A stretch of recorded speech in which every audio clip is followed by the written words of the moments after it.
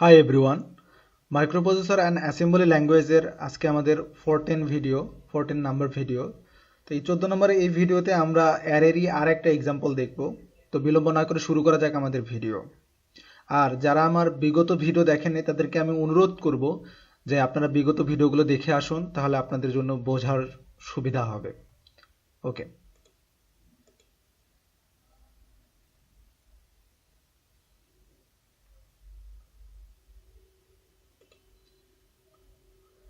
Array অ্যারেতে আমরা মাথায় রাখতে হবে কি এসআই রেজিস্টারটা আমাদের হলো ইন্ডেক্স রেজিস্টার।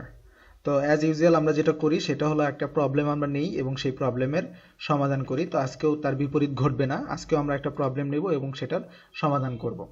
তো এখানে আমরা যেটা দেখতে পাচ্ছি সেটা হলো একটা প্রবলেম, সেটা an array have 9 numbers, write the code of summation of this array with input a value। অর্থাৎ আমার একটা অ্যারে থাকবে, সেখানে 9টা নাম্বার থাকবে আলাদা আলাদা, এবং সেই নাম্বারগুলো আমি আমার অ্যারেতে ডিফল্টভাবে ওটা থাকবে। আমি চাচ্ছি যে আমি কয়টার যোগফল আমি চাবো সেটা আমি ইনপুট দিব। আমি যদি 5টার ইনপুট দিই তাহলে সে 5টার যোগফল আমাকে দেখাবে। আমি যদি 2টা ইনপুট দিই তাহলে সে আমাকে 2 ইনপুট দিলে 2টার যোগফল আমাকে দেখাবে। এইরকম হবে বিষয়টা। তো সেই কোডটা আমরা কিভাবে করব? আমরা এর আগেরটাও কিন্তু সামেশন করেছি, কিন্তু সেইখানে আমরা ডিফল্টভাবে যে কয়টা ছিল আমরা সেই কয়টাতেই সামেশন করেছি। আর এবার আমাদের কি করতে হবে, আমি যেটা ইনপুট দিব সেইটার শেষ ওই কয়টারই শুধু আমার কাছে যোগফল দেখাবে। ওকে, তো আমরা সেই জিনিসটা কিভাবে করতে পারি? আমাদেরকে প্রথমে একটা অ্যারে ডিক্লেয়ার করতে হবে ডাটা সেগমেন্টের মধ্যে। সো আমি ডট ডাটা লিখলাম এবং একটা অ্যারে নিলাম।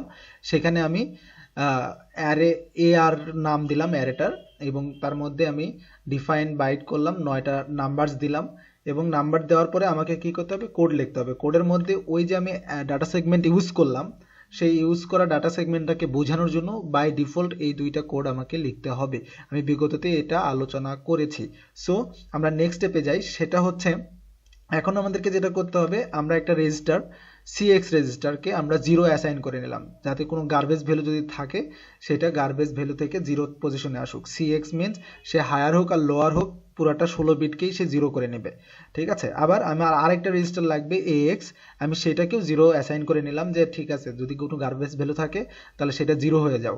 ঠিক আছে, তো এটা আমার ইনিশিয়ালি জাস্ট আমি করে নিলাম। আপনারা যদি এই দুইটা না করে নেন তাহলে প্রবলেম হবে না। যদি গার্বেজ ভ্যালু না থাকে অনেক সময় প্রবলেম হতেও পারে, তো আমি সিওরিটির জন্য, আমার সেফটির জন্য আমি এটা অ্যাসাইন করে নিলাম। ওকে, তারপরে আমাকে যেটা করতে হবে, আমাকে ইনপুট নিতে হবে। লাইক আমি যেটা ইনপুট দিব সেটা যেন আমার মানে ওই কয়টার যোগফল আমাকে দেখায়, তার জন্য আমাকে ইনপুট নিতে হবে। আমি ইনপুট কোড দিলাম। এখন ইনপুট কিন্তু সবসময় এএল রেজিস্টারের মধ্যে সেভ হয়। আর সেটাকে আমরা যদি হেক্সাডেসিমেল থেকে ডেসিমেলে বোঝাইতে চাই তাহলে সেখান থেকে আমাদেরকে যখন আমরা ইনপুট নিব সাব করতে হয়, আর যখন আমরা আউটপুট দেখাবো তখন অ্যাড করতে হয় 48। ঠিক আছে, তো আমি এএল এর সাথে 48 অ্যাড করে দিলাম।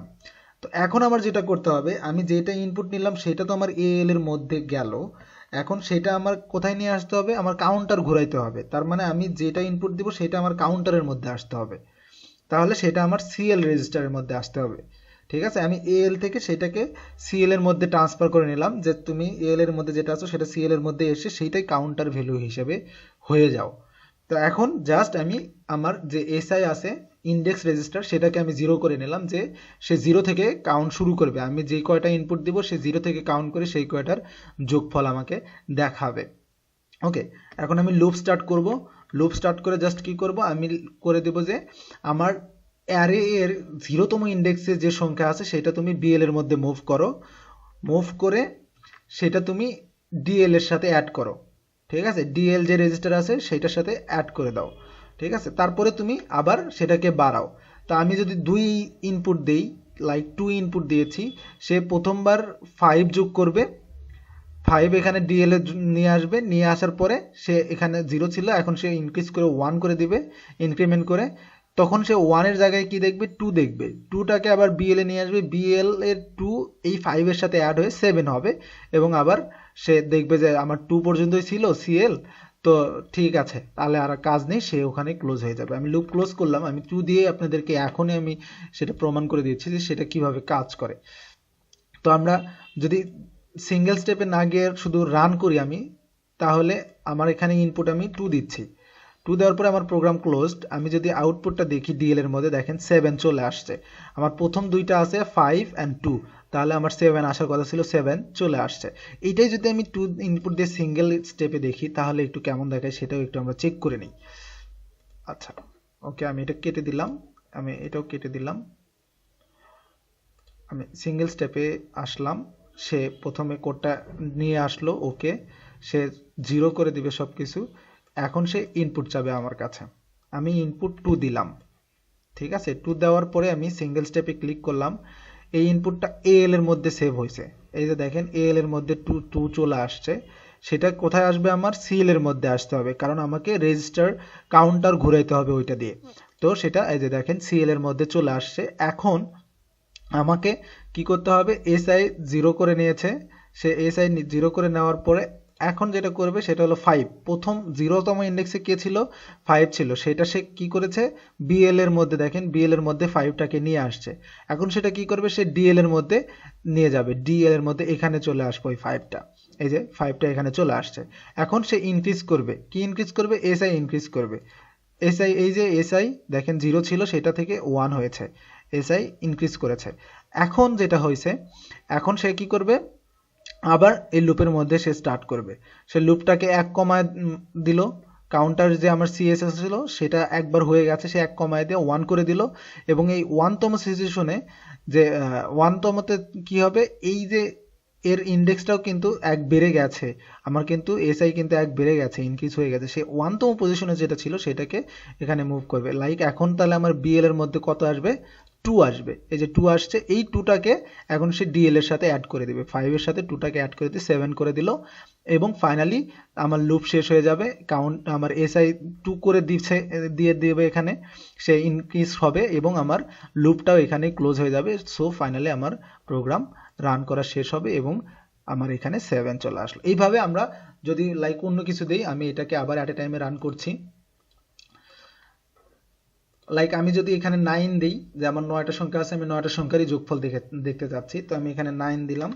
9 দিলে আমার 9 বার লুপটা ঘুরলো এবং আমার যোগফল এখানে দেখিয়েছে। আমরা জানি 1 থেকে 9 পর্যন্ত যদি আমরা যোগ করি তাহলে 2d মিনস 45। এখানে আমি কনভার্টার দিয়ে দেখিয়ে দিচ্ছি, 2d মিনস 45। আপনি এই কটা যোগ করে দেখেন 45 আসবে।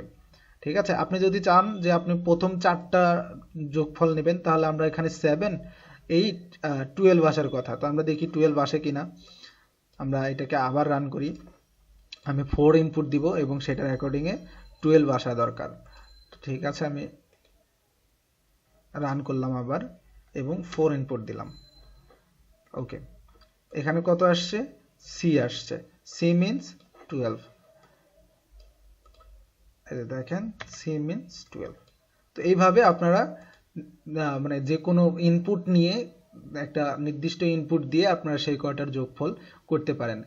এগুলো খুব কঠিন না বিষয়গুলো, আপনারা যদি একটু এদিক সেদিক করে মাথায় একটু খাটিয়ে দেখেন তাহলে খুব ইজি জিনিস। আমি অ্যারে 3টা এক্সাম্পল দেখালাম, কিভাবে অ্যারে প্রিন্ট করতে হয়, কিভাবে যোগ করতে হয় এবং কিভাবে ইনপুট নিয়ে যোগ করতে হয়।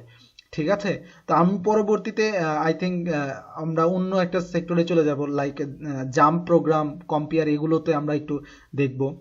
তো আশা করি পাশেই থাকবেন, আর যদি ভিডিওটি বুঝতে পারেন তাহলে লাইক করবেন, যদি কোনো কোথাও বুঝতে সমস্যা হয় কমেন্ট করবেন, আমি আছি আপনাদের পাশে। আর ভালো থাকবেন, সুস্থ থাকবেন, এই কামনায় আজকের মতো এখানেই ইতি টানলাম। আল্লাহ হাফেজ।